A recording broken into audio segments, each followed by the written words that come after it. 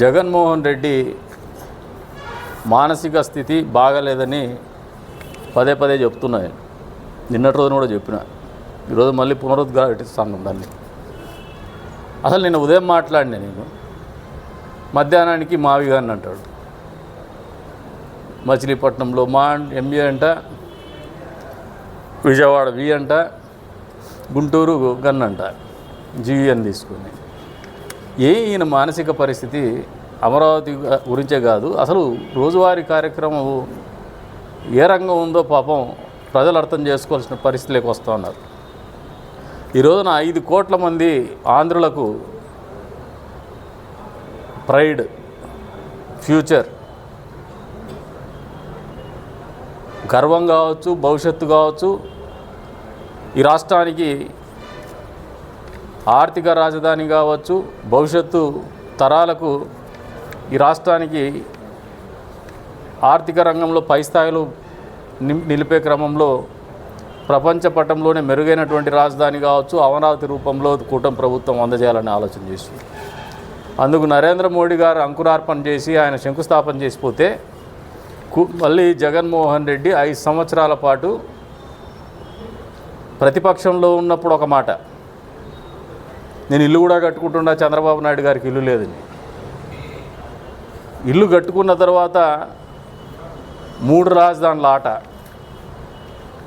3 రాజధానుల ఆట వేస్తూ అసలు రాజధాని లేనటువంటి పరిపాలన అందించినటువంటి పరిస్థితి, రాజధాని గురించి వితండవాదం మాట్లాడే పరిస్థితి, అసలు రాజధాని అనే పదమే రాజ్యాంగంలో లేదనేటువంటి పరిస్థితి. అందుకే మేము మాట్లాడుతూ ఉంటాం రాజారెడ్డి రాజ్యాంగం అని చెప్పేసి. అంబేద్కర్ రాజ్యాంగము ఆయనకి సరిగా తెలిసినట్లేదు. నదీ పరివాహక ప్రాంతంలో ఉంది, రివర్ బేసిన్కి తేడా తెలియనటువంటి పరిస్థితి ఆయనకి. ప్రపంచంలో నాగరికత ఎక్కడైనా మొదలైందంటే అది నదీ పరివాహక ప్రాంతాల్లోనే మొదలయ్యేది. చాలా దేశాలకు రాజధాని కూడా నదుల ఒడ్డు మీద ఉన్నటువంటి పరిస్థితి.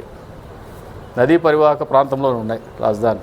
ప్రపంచ పటాన్ని చూసినా లండన్ రాజధాని కావచ్చు, ఇతరత్ర దాదాపు 4-5 దేశాలు ఉన్నాయి. అసలు ఒక నాయకుడికి స్థిరత్వం అనేది కానీ మతి స్థిమితం కానీ లేకపోతే ఆ ప్రజలు ఎంత సఫర్ అవుతారో. అందుకే ఉదాహరణ చెప్పిన 70-80ల్లో తెలుగు వాళ్ళు మలయాళం సినిమా చూసే పరిస్థితి. ఆ రోజుల్లో మలయాళం సినిమాలంటే అది ఒక రకమైన బూత్ సినిమాల కోసం పాపం వాల్ పోస్టులు వేసేవాళ్ళు. మళ్ళీ చెప్తాను, ఇది మలయాళం సినిమా కథ, జగన్మోహన్ రెడ్డి కథ. ఇది ఒక సైకలాజికల్ డిజార్డర్. ఇది కొద్దిమందికి ఇంక్విజిటివ్ పర్సనాలిటీ ఉంటుంది, ఉత్సుకత అనేది.